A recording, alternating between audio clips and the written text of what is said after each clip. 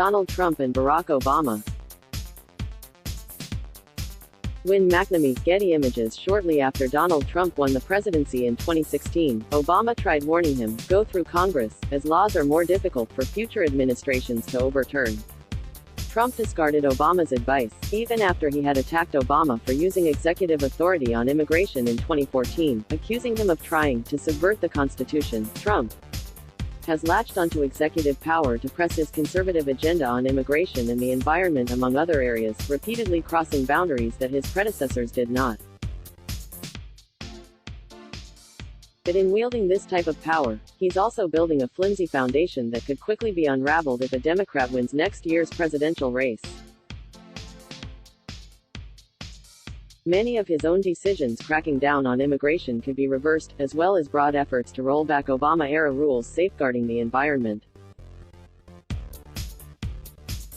If the president were not to be re-elected in 2020, I think he would have a lot of opportunity to turn back the policy changes he's proposed, Andrew Rudalevich, a professor of government and scholar of the presidency at Bowdoin College, told Insider.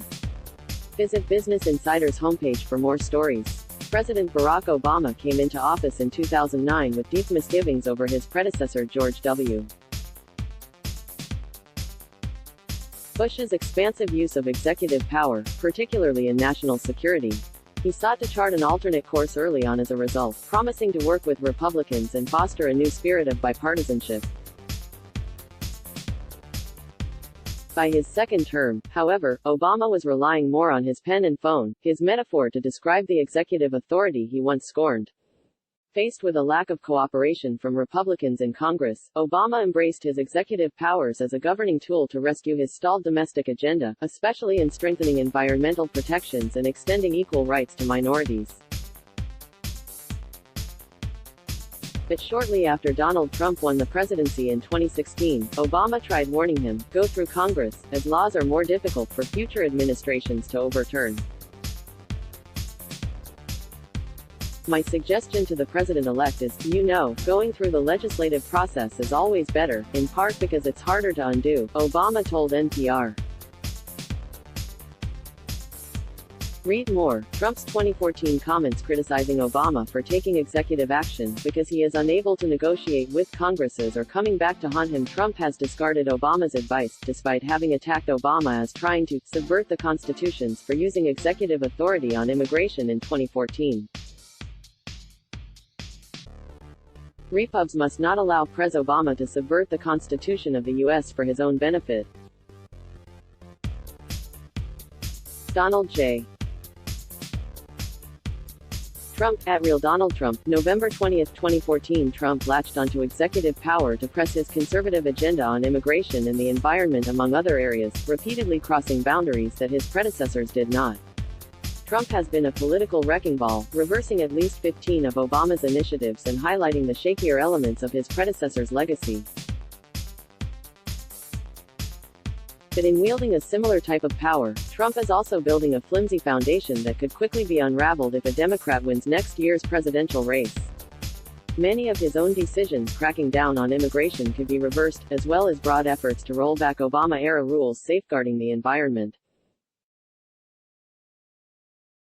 If the president were not to be re-elected in 2020, I think he would have a lot of opportunity to turn back the policy changes he's proposed, Andrew Rudalevich, a professor of government and scholar of the presidency at Bowdoin College, told Insider.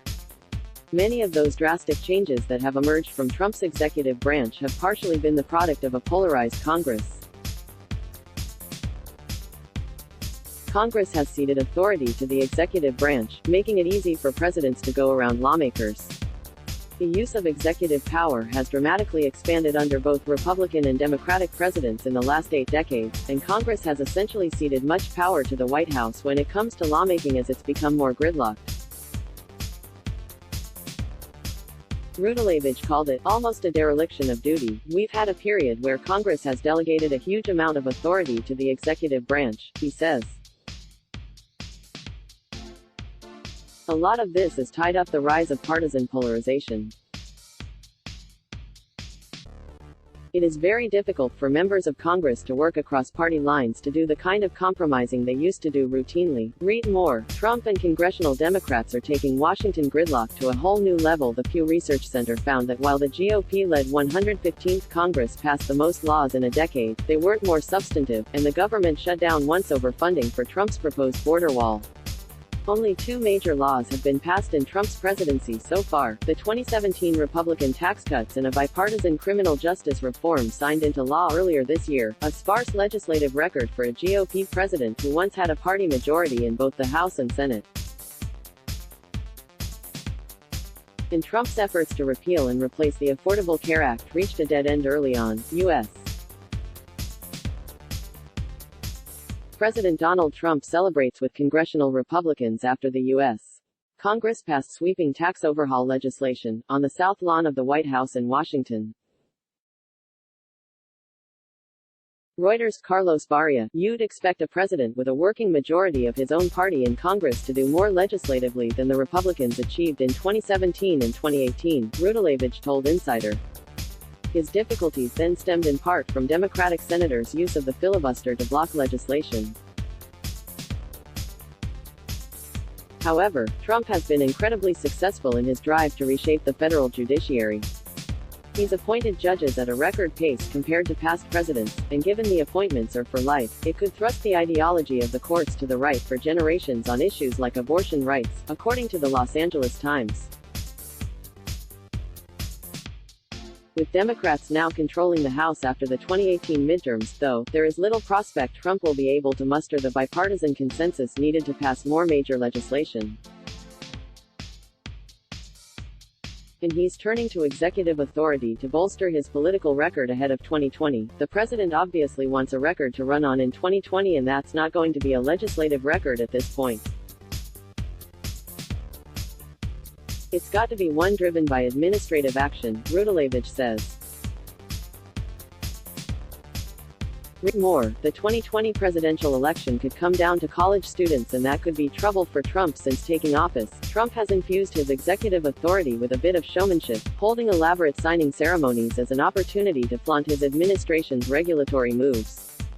But a review from the Los Angeles Times of 101 executive orders Trump signed since Inauguration Day found that few altered policy in a significant way. Many had instead created task forces or otherwise demanded enforcement of laws already on the books. You don't really need an executive order for a lot of this stuff, but it makes for a good show, Elaine Camark, director for the Center of Effective Public Management at the Brookings Institute, told the Los Angeles Times. He even gives out pens, which is really sort of ridiculous. Ahead of the 2020 election, a tremendous amount of activity with mixed results. Many of Trump's policies have met resistance in the courts, especially on the environment and immigration. The latter has been a priority for the president, and he's moved aggressively to deport undocumented immigrants and drastically limit legal immigration into the U.S. What we've seen in this administration is far more extensive than anything that was done in the prior administration. Doris Meissner, a Clinton administration veteran who is now the director of the U.S. Immigration Policy Program at the Migration Policy Institute, told Insider. There's been a tremendous amount of activity but with mixed results, Meissner says, noting the administration's initial rashness in crafting and implementing immigration policy undercut their effectiveness. But she says Trump officials are learning from their mistakes. After a year-long review process, the Trump administration recently announced a new rule to be implemented in October barring immigrants deemed likely to receive public benefits from receiving their green card. And it's also pushing to open the door to the indefinite detention of migrant children and their families near the border. Immigration advocates, however, have promised to fight both measures in court. Read more. The Trump administration's new green card rule could be a backdoor to immigration reform. Experts say the administration admitted the lowest number of refugees since the refugee program was created in 1980. However, Meissner says it's a policy that a Democratic administration could easily reverse. Other moves are likely more permanent, such as Trump's decision to pull out of the Trans-Pacific Partnership, according to The Atlantic. Many of the Democratic presidential candidates have pledged they would reverse many of Trump's orders in their first 100 days in office. His decision to pull out of the Paris Climate Agreement has drawn their ire, and nearly all the Democrats running have said their administrations would rejoin it. During the 2016 campaign, Trump vowed to cancel every unconstitutional executive action, memorandum and order issued by President Obama. As many of his policies haven't been made law, Trump may very well find his own legacy assaulted by a future Democratic administration should he be defeated in 2020. Let's block ads. Why?